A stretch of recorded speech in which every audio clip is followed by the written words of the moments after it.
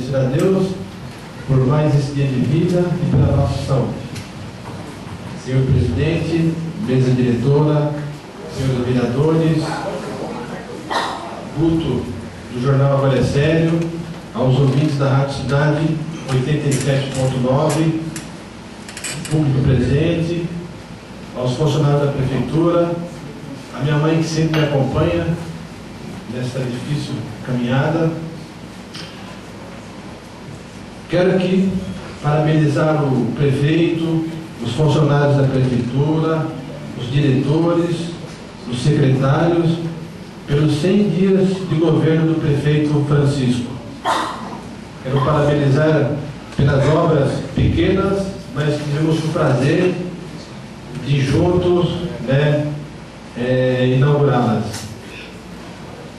Um prefeito que tem um grande respeito por ele e por todos os outros prefeitos, pela prefeita também que passou pelo executivo.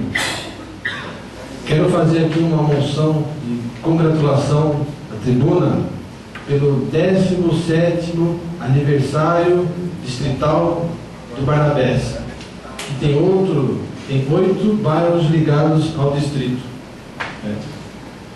Quero parabenizar também pela iniciativa lá do subprefeito Roberto, aos funcionários lá, o Atílio e os demais funcionários que estão realizando aquela pequena obra, mas que será de grande valia para os comerciantes e também para os moradores ali.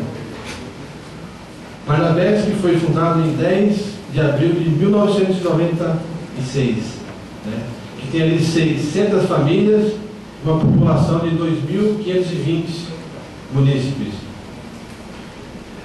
O Barnabés é um distrito que merece um carinho, sempre foi esquecido e que agora esperamos com essa nova casa, com o executivo, e que vamos realizar ali grandes obras para os munícipes ali do distrito de Barnabés. E eu tenho certeza também que em breve 600 famílias irão receber um presente, que é aquela tão sonhada, o título, a escritura registrada da regulação fundiária daquele projeto Cidade Legal. Vamos torcer aí que até o final do ano todas essas 600 famílias recebam esse presente, E também fiquem sabendo hoje que o Barnabés vai ganhar lá uma base móvel que vai ser, se eu não me engano, 24 horas para atender essa demanda do Barnabés, uma polícia militar móvel. Quero parabenizar aqui, agradecer a todos os presentes, ao pessoal do Distrito de Barnabés, ao público presente, e que tenham uma boa noite e fique com Deus.